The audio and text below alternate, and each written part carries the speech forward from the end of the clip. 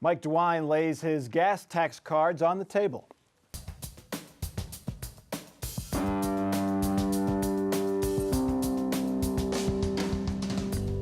Joining us on Columbus on the Record this week, Laura Bischoff, State House reporter for the Dayton Daily News. Andy Chow, State House reporter for Ohio Public Radio. Terry Casey, Republican strategist, and Derek Clay, Democratic strategist. To be fair, during the campaign, Mike DeWine never said he wouldn't raise taxes. He just said his opponent would. But raising taxes is just what the brand new Republican governor wants to do. Mike DeWine put his number on his gas tax this week, 18 cents a gallon, a 64% increase all at once, and it would rise each year with inflation. The money would pay for repairs and construction of Ohio's highways and bridges. DeWine says the state needs the money to make up for $1 billion highway fund deficit. Last thing I want to be doing at this time in the administration is to be talking about, raising that. But, I promised the people of the state of Ohio honesty. I told them that we would tell them what the facts are and what the truth is, and that's what we've been trying to do in the last few weeks. If approved by the legislature, the increase would take effect July 1st, just in time for your 4th of July road trip. Andy Chow, how excited are lawmakers to vote on this? You're finding them in a really strange place, because when you talk to amongst the Ohio House Finance Committee, you're talking to Republicans, and they even are admitting this seems like something we have to do based on the information that's been put out there, based on the fact that Ohio Department of Transportation says that they need all this money. It seems like that this is going to be something that hesitant Republican leaders and Democratic leaders might actually vote for. I think the big question is that proposal that we're talking about, the 18-cent hike, is also based on going up annually every year based on inflation. And I think that's where you're hearing the biggest concerns right now. Lawmakers surprised by the number, Laura. 18 cents is a big jump, 64%. It's all going to come at once, no phase-in, and that index to inflation part. Right, it's a big ask. It's going to generate $1.2 billion. I think that Andy's right. I think that there's some concern about indexing it and having the lawmakers give up control over that. However, if you index it, then you don't have to come back and have these unpleasant votes every few years. And the truth of the matter is the last three governors, 2 Republican and 1 Democrat, kicked the can down the road, literally, by both ignoring the problem and when they went out and borrowed millions more, and now they discover they've got to spend $390 million a year to pay off those past bonds. That's not very good. So at some point you had to fix it, and also a lot of people have missed 40% of this money is going to go back to local communities, counties. I think every county is guaranteed at least 1.6 million townships. City of Columbus will get about 19 million more every year. So it's not just state highways, it's local highways too. Derek, this would add about $100 a year, more or less, to the average person's gasoline bill. That's going to hurt, low income, moderate income drivers. Democrats they have to be questioning some of this as well. Of course. Well, I think what the governor is doing is right in the fact that we do need this gas tax in order to increase our infrastructure needs here in Ohio. But it is a 64% tax, and Democrats always get dinged on being tax and spend, right? This time it's the Republicans, and the Republicans have kicked the can down the road, so I'm glad you said that, Terry. And Governor Strickland, too. In dealing with this issue. So I think that, of course, Democrats are going to have some questions, but we absolutely have to have this tax increase to save our infrastructure. You're also hearing groups like Policy Matters Ohio, more of a liberal-leaning think tank, saying that this is a regressive tax. So really the ratio to which people are going to be paying for this, it's going to hurt lower and middle-income people more than it hurts higher-income people. You hear a lot of people also calling it a user fee, because I think that's more palatable for those who are going to end up supporting the increase. I heard some talk in the House Finance Committee this week about maybe putting a fee on alternative fuel vehicles, electric vehicles, compressed natural gas, and maybe even some hybrids. However, even if they put a $250 fee on every Tesla, every electric car out there, and put another $75 on every hybrid out there, it still would only raise like maybe $2.6 or $2.7 million a year. At least there's some degree of fairness, because right now, a Right. Tesla wouldn't pay anything right now. And, Right. and the truth is, the average person spends about $34,000 every time they buy a new car, sometimes more, sometimes a little less. When that car's got to dodge the potholes, that's costly too if you're an auto owner. How about money for public transit? Now, the Constitution says you can't use the gas tax money for public transit, but you could move money around. More gas tax money means you can have more federal money, transportation money, use that for public transit. Could that be a part of this deal, Derek? I don't know why there is such a phobia against transportation needs or money for transportation in the state of Ohio. Public transportation. Public Mass transportation, transit, yeah. yes. We're at a critical point right now in our public transportation needs. And this administration has to think about how to move people around, especially in Central Ohio and some of our other cities around the state. Would Democrats say, we're not going to support this unless you promise a certain amount of federal money goes to mass transit? I Could think they- I think That's a Director possibility. Marchbanks also said that there was a plan to boost allocation toward public. But it's only $7 but million, which is it's not yeah, much. it's not a big giant boost. You know, and Jack right- Marchbanks is the head of ODOT. Yeah. And right before the DeWine administration put out the 18-cent proposal, you did have House Democrats come out and say, listen, if we're going to increase the gas tax, then we really also need to look at an increase in investment for public transportation. I think one proposal was even $150 million a year. They were not basing that off of a gas tax increase. They were saying this was a separate thing. But they're saying that they want to see a huge investment boost into public transit. And you have to do this now. If you're going to take this major jump and do a 64% increase on the gas tax, why not put together a full package that addresses the public transportation needs of our state all at the same time? Well, but the problem is, where do you get the money? Because fortunately, in my opinion, the Constitution says you can only use a gas tax for direct road and bridge purposes. I think the people who are supporting the add more money to the public transit bottom line are arguing that if you invest in public transit, you reduce the congestion on the roads, and therefore it's a highway use. That's a theory, but Right. it's not exactly proven, because when you take a road that's 4 lanes and you take 2 of the lanes and put a bikeway on and you have buses, the congestion actually gets worse. What about Richard Cordray sent out an "I told you so" tweet this week, and he was saying that he said during the campaign that he would not have had to raise the gas taxes. He was going to ask voters to approve a huge borrowing package for all kinds of infrastructure. Was that a pipe dream? Is that a possibility? Do we even need this gas I tax? think you call that in the trade BS, because that's part of the reason we're in the problem now.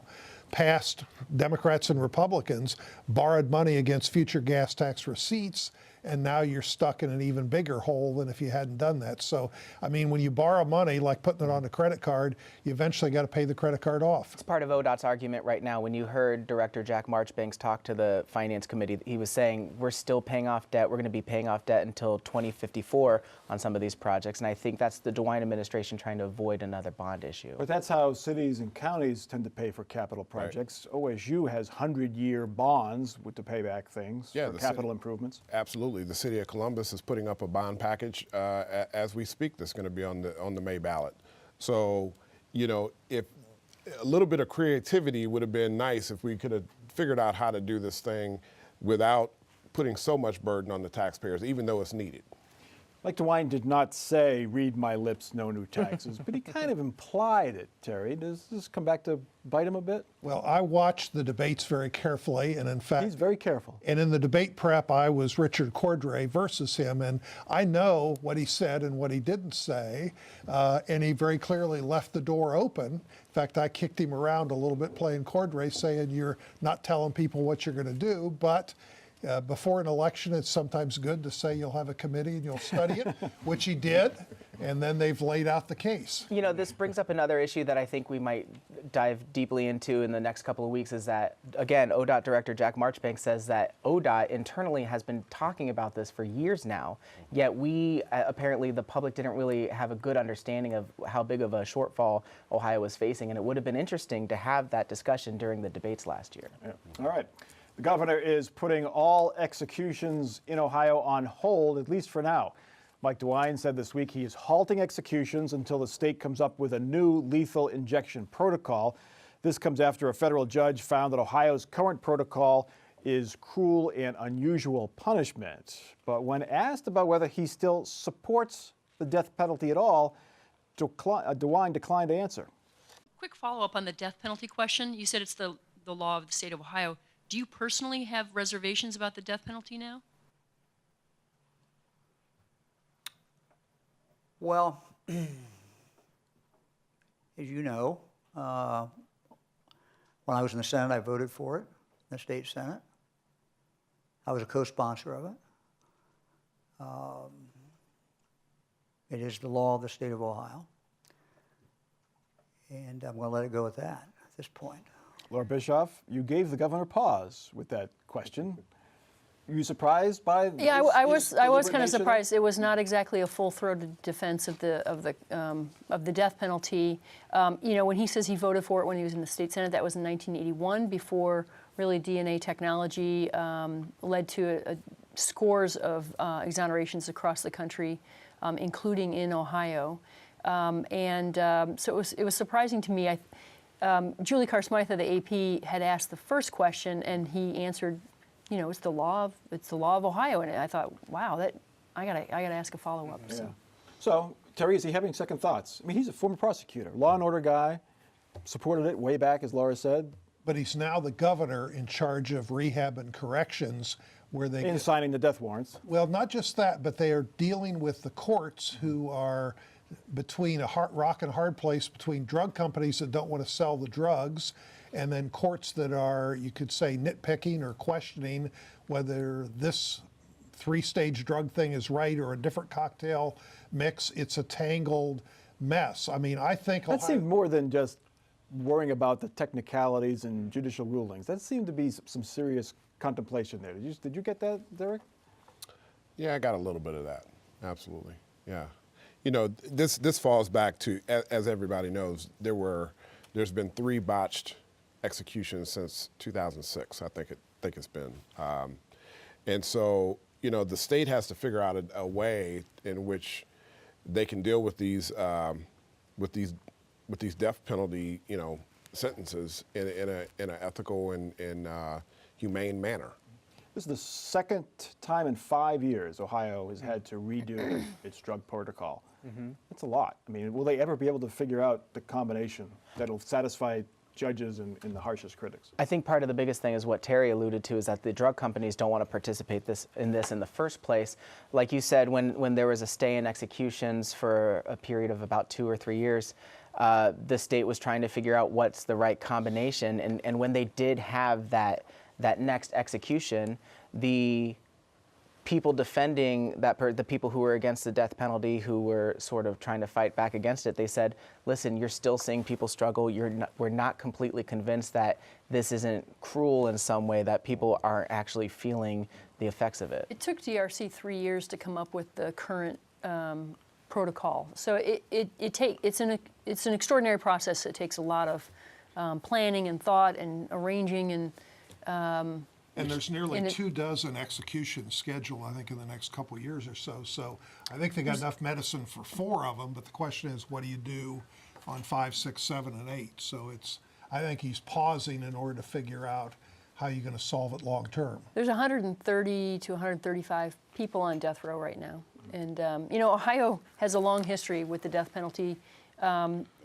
Executions began when we became a state in 1803, and those were public hangings in the county in which the crime occurred. Any chance Mike DeWine says, I'm not going to impose the death penalty anymore? Governors have done that, mainly Democratic governors. I think if that happens, it'll be indirectly. Yeah. We kind of saw that with Governor John Kasich. He never said, I'm against the death penalty, we're going to stop this, but he did sort of find ways around it, find ways to grant clemency and put pauses on it. And maybe we'll see that, you can see that Governor DeWine is saying, listen, the federal court is suggesting that this isn't a good thing, so we're gonna delay this. And Tom Suddes in Sunday's Dispatch and Plain Dealer have a column kind of raising that question, but for sure he isn't going to do anything between now and July 1st because he's got to get the budget done, because in a lot of parts of Ohio, the attitudes on death penalty are different than, say, in some urban areas like Franklin County. And that's where it's imposed, though, from the urban areas primarily. Well, but in Franklin County, it doesn't happen very often because the nature of the juries and people's attitudes here, say, compared to Hamilton County, because Hamilton County has 8% of the population, but I think It's not always the attitude of the jurors, though. Oftentimes it has to do with the approach that the prosecutor takes, Right. and whether or not they're willing to indict on capital charges and go in that direction. But prosecutors in Hamilton County know they have a more bloodthirsty pool of jurors there than you do in Franklin County. Yeah, it's a new administration. He has a new director of the Department of Rehab and Correction, so I'm sure that they're going to be looking at all of their policies and trying to figure out what to do with this death penalty case. It's got to be hard on him. One more political question, Andy. This is the first couple months of his administration. Mike DeWine's not going to run for president. He's not going to maybe run for re-election for governor again. But he's raising taxes and throwing cold water on the death penalty in his first 2 months in office. Does it show that he doesn't worry too much about the next election? I think this is kind of in keeping with what we've seen since the transition, where we saw different directors being put into positions, and it seems like he's not worried about paying off political favors or anything. He's picking certain people for the job. So I think we are going to see an administration that isn't really worried about the next thing, the next step, running even for another term. Yeah. But I would not be surprised at all if he runs for a second term. Oh, no, Yeah. me No, neither. second term. for Right, governor, but right. He's not Right. going to be running for president or. Exactly. That's what I Right. meant. Yeah. For you as Senate, senator, he's yeah. already been there and done that. Yeah. And the bottom line is, if I were governor, I would be putting my most difficult issues on the table in the beginning anyway, so you can get those things out of the way, right? Yeah, we got 2 years before the next legislative election, more or less, and then 4 years, almost 4 years before the next gubernatorial race. It is week 2 of our national emergency along the southern border, and we are still a ways away from finding out if Donald Trump can spend billions of dollars more on a border wall. The courts will decide that. If they decide he can build the wall using Defense Department money, Ohio officials wonder what projects here might get delayed or scrapped. No surprise, Ohio Democrats oppose the president's move. Republican views are more nuanced. Probably he has the right to do it, and I would guess at the end of the day, I'm just speculating here, the courts will say this is a political question. It's not a question to be determined by the What courts. does it mean to your power then? But that doesn't mean that he should do it. Right. I think those are two separate questions. And questions that Rob Portman did not answer. Terry Casey, you answer questions. Is this the right move by the president to declare an emergency for this and use money targeted other places? Well, I'm going to shock you and say there is politics and politics on both sides, and a whole lot of this whole thing is politics, because part of the truth is for several decades. So is that a yes or a no? Well, it was politics is politics. It's the evasion Yeah. by me, because for Congress has failed to do its job. I mean, going back to when Obama was elected and they had the Democrats in control of Congress, they didn't clean up and fix immigration. Republicans with George W. Bush tried and failed. They've continued to fail. It's a tough issue. Congress did say no to the wall this time. Congress, you could argue, in this small issue said Well, legally, if something. you go to court, one of the things against an emergency order would be Congress already spoke to the issue and gave you some money. And so until you spend that, don't come back with a new emergency order. So is it an emergency when Congress already spoke? All right. So anyway, the implications here in Ohio. Wright-Patterson Air Force Base is the big target, biggest base in the state, Laura. It's from where your paper is from. They have to be watching this very closely. Oh, absolutely. And Congrrisman Mike Turner, who represents the Dayton area, including the base, has already expressed concern that there not be money, Department of Defense money, used and diverted off of Wright-Patterson projects. He was not nuanced. He called it insanity. Yeah. Right. This is a ridiculous abuse of power. When you start talking about taking earmarked money and putting it towards a national or a wall that in which we already have fencing in that area, it's just an abuse of power. And this wall has nothing to do with the actual security of the southern border. It has everything to do with his reelection for the presidency in 2020. But part of this confusion is Congress wrote this law on emergency action by a president. And we've had 48 different times under Reagan, George W. Bush, Clinton, and Obama, where they did such emergency orders. So, I mean, part of it, Congress created the emergency order thing, and it's rather vague, and that's why the courts have to sort it out. And I think that's where the Republicans are in sort of a sticky situation, because every time President Obama signed an executive order or a national emergency like this, they were outspoken and said this is an abuse of power. So now that the side has flipped, it's interesting to see where they fall. Will Rob Portman vote with the president on this or against the president? Because it's going to come to the Senate. If the House does pass this resolution, and you assume the Democratic House would pass it, then it has to go to the Senate. They have to vote on it. Rob Portman will have to vote. Laura? You know, my inclination is to say that he'll vote with the president. I mean, he's been a good soldier for backing Donald Trump, unless it's like some a matter of tone. Sometimes he'll speak out against that. But that can't help him in the Dayton area when Wright-Patterson Air Force Base is looking at $61 million that they possibly may not get because of this? Well, but who knows what's going to happen and where you take the money from? Because again, since it's all politics on both sides, you can say in sensitive states, you won't grab military money there, but you grab it from other places where it's not as sensitive. So there's a lot of ifs and ifs, but again, it's all part of politics on both sides. While it's not fully formed yet, the field for the Democratic race for president is starting to gel, and Sherrod Brown remains in the seriously considering phase of his campaign. Brown heads to Nevada this weekend, stop number 3 on his Dignity of Work listening tour. He's also making the rounds on cable TV, where he takes more moderate stances on things like government health insurance for everyone. I think Medicare for All will take a while, and it's difficult. And it's selling it to people who now have insurance that would have to have their insurance plans canceled and move into a government plan. I think that's difficult. I want to help people now. That's why you do Medicare at 50. That won't completely satisfy the hard left of his party, but they will like Sherrod Brown's decision to swear off PAC money in the run for president, which is new for him. Derek Clay, can he gain any traction in a Democratic primary with more moderate views on things like Medicare for All? I think he can. You know, Medicare for All is a controversial topic, but it's something that I think in this state and other states around the country could play well for him. You know, because he's taken such a leftist view on many issues, you know, he has to find some middle ground for him to pick up some traction in some of these other more moderate states. Well, but Derek, I'm going to disagree a little bit. Sherrod's got a problem. It's called Joe Biden and the fact that the older white male lane in the Democrat Party is both narrow and crowded. And he just can't, when he don't take any PAC money, even though he's taken it for decades as a member of Congress and senator, how's he going to raise money and compete with Bernie and Joe Biden and the other people? So as much as he tries, he's still got a problem breaking out in a crowded field. Yeah, but I think that his Dignity of Work campaign is going to resonate with a lot of people. I really do, because when you start talking about minimum wage for workers, $15 minimum wage, and you start talking about dignity of work and how people have just been, you know, laid off or plants have been shut down, those are things that drove some of the Democratic Party over to being Trump supporters, and I think that he's going to win a lot of those voters back. With I also think that this Medicaid or Medicare at 50 buy-in program is going to appeal to a lot of middle-aged voters who maybe they're pushed out of their jobs that had good benefits, and their big concern is like, how am I going to make it to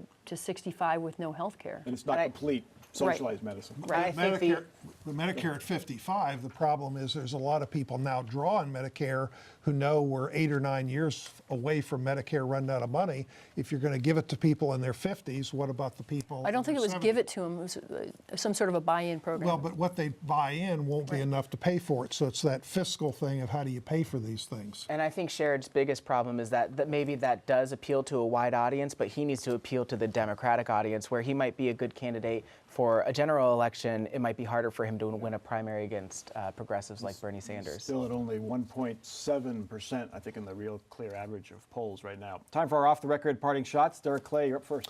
So next week, we're going to be bombarded with 250,000 people that are coming to our city, 80 different sports, 22,000 athletes as the Arnold Classic comes to our city next week. All right. Terry. Mount Carmel and the dozens of deaths have been in the news for the last month, but it won't be until probably early May when any indictments come out. And the question is why? Because literally with each one of these cases, there's probably on average 200 pages of complex medical stuff, getting all the experts, attorneys, witnesses together. It's going to take some time. Andy. I think we're going to get a better picture in the next couple of weeks here on what the future of energy is in Ohio. The PUCO's deliberating whether they want to approve a big solar farm. And then it seems like the Senate Republicans are deliberating what they want to do when it comes to renewable energy standards. And more. And I think we're going to see a big push for bail reform again. Maureen O'Connor, the Chief Justice of the Ohio Supreme Court, appointed a special task force. She made it kind of like a highlight issue when talking to the press this week. So I think we'll see not only from her, but also some of the lawmakers and interest groups. If the gas tax passes and some of that money comes back to cities and towns, Terry mentioned that $19 million would come back to the city of Columbus. I predict that the gas tax will get support if Columbus promises to use some of that money to buy some more snowplows. That'll help. That is Columbus on the Record for this week. Check us out on Facebook. We're also on Twitter. You can see each episode on demand. You can get to that by going to wosu.org/COTR. For our crew and for our panel, I'm Mike Thompson. Have a good week.